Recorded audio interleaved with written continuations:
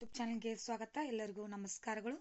ಸುಭಾಷ್ ಚಂದ್ರ ಬೋಸ್ ಅವರ ಈ ಒಂದು ವಿಡಿಯೋ ಇಷ್ಟವಾದಲ್ಲಿ ಪ್ಲೀಸ್ ಲೈಕ್ ಮಾಡಿ, ಶೇರ್ ಮಾಡಿ, ಸಬ್ಸ್ಕ್ರೈಬ್ ಮಾಡಿ. ಪೀಠಿಕೆ: ಸುಭಾಷ್ ಚಂದ್ರ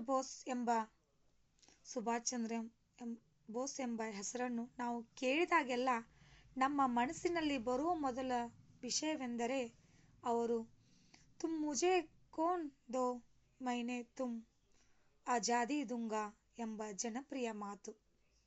ಸುಭಾಷ್ ಚಂದ್ರ ಬೋಸ್ ಎಂಬ ಹೆಸರು ಕೇಳಿದ ತಕ್ಷಣ ನಮಗೆ ನೆನಪಿಗೆ ಬರುವಂಥದ್ದು ತುಮ್ ಮುझे ಕೌನ್ ದೋ ಮೈನೆ ತುಮ್ ಆಜಾದಿ दूंगा ಎಂಬ ಜನಪ್ರಿಯ ಮಾತು. ನೇತಾಜಿ ಎಂದೇ ಖ್ಯಾತರಾಗಿದ್ದರು ಸುಭಾಷ್ ಚಂದ್ರ ಬೋಸ್ ಅವರು ಮಹಾನ್ ಉಗ್ರ, ಸ್ವಾತಂತ್ರ್ಯ ಹೋರಾಟಗಾರ ಮತ್ತು ದೇಶಭಕ್ತರಾಗಿದ್ದರು. ಇವರು 1897 ಜನವರಿ 23ರಂದು ಒರಿಸ್ಸಾದ ಕಟಕ್ನಲ್ಲಿ ಜಾನಕಿನಾಥ್ ಬೋಸ್ ಅಂತಾನೆ ಮತ್ತು ಪ್ರಭಾವತಿ ದೇವಿಗೆ ಜನಿಸಿದರು. ಒರಿಸ್ಸಾದ ಕಟಕ್ನಲ್ಲಿ ಜಾನಕಿನಾಥ್ ಬೋಸ್ ಮತ್ತು ಪ್ರಭಾವತಿ ದೇವಿಗೆ ಜನಿಸಿದರು.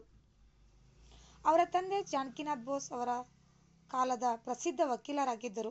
ಅವರ ತಾಯಿ ಪ್ರಭಾವತಿ ದೇವಿ ಧಾರ್ಮಿಕ ಮಹಿಳೆಯಾಗಿದ್ದರು. ಇನ್ನು ವಿವರಣೆ: ಸುಭಾಷ್ ಚಂದ್ರ ಬೋಸ್ ಮೆಟ್ರಿಕ್ಯುಲೇಷನ್ ಪರೀಕ್ಷೆಯಲ್ಲಿ 2ನೇ ಸ್ಥಾನ ಗಳಿಸಿದ ಅದ್ಭುತ ವಿದ್ಯಾರ್ಥಿ.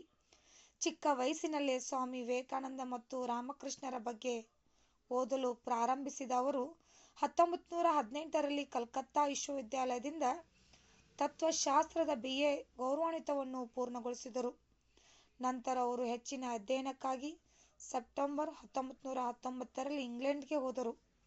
ಅವರು ಭಾರತೀಯ ನಾಗರಿಕ ಸೇವೆಗೆ ಆಯ್ಕೆಯಾದರು.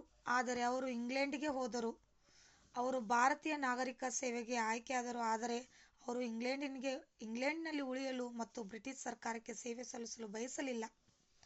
ಇನ್ನು ಕೊನೆಯದಾಗಿ ಉಪಸಂಹಾರ: ದುರದೃಷ್ಟವಶಾತ್ ಜಪಾನಿಯರ ಶರಣಾಗತಿ ಅವರನ್ನು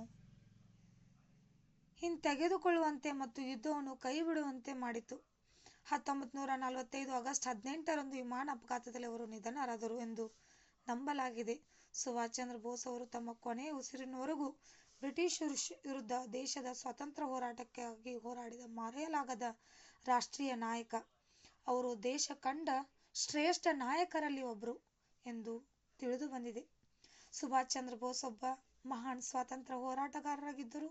ಅವರ ಭಾರತದಲ್ಲೇ ಅವರ ಪಾತ್ರ ಪ್ರಮುಖ ಪಾತ್ರವನ್ನು ವಹಿಸುತ್ತದೆ ಅಂತ ಹೇಳಲಾಗ್ತದೆ. ನಿಮಗೂ ಕೂಡ ಇವತ್ತಿನ ಸುಭಾಷ್ ಚಂದ್ರ ಬೋಸ್ ಅವರ ಈ ಒಂದು ಪುಟ್ಟ ಪ್ರಬಂಧದ ವಿಡಿಯೋ ಇಷ್ಟವಾದಲ್ಲಿ ಪ್ಲೀಸ್ ನಮ್ಮ ಚಾನಲ್ಗೆ ಲೈಕ್, ಶೇರ್, ಕಮೆಂಟ್ ಮಾಡಿ. ಆದಷ್ಟು ನಮ್ಮ ಚಾನಲ್ನ ಸಬ್ಸ್ಕ್ರೈಬ್ ಮಾಡಿ. ನೀವೇನಾದರೂ ನಮ್ಮ ಚಾನಲ್ನ ಫಸ್ಟ್ ಟೈಮ್ ನೋಡ್ತಾ ಇದ್ರೆ ಪ್ಲೀಸ್ ಸಬ್ಸ್ಕ್ರೈಬ್ ಮಾಡ್ಕೊಂಡು ನೋಡಿ. Thank you.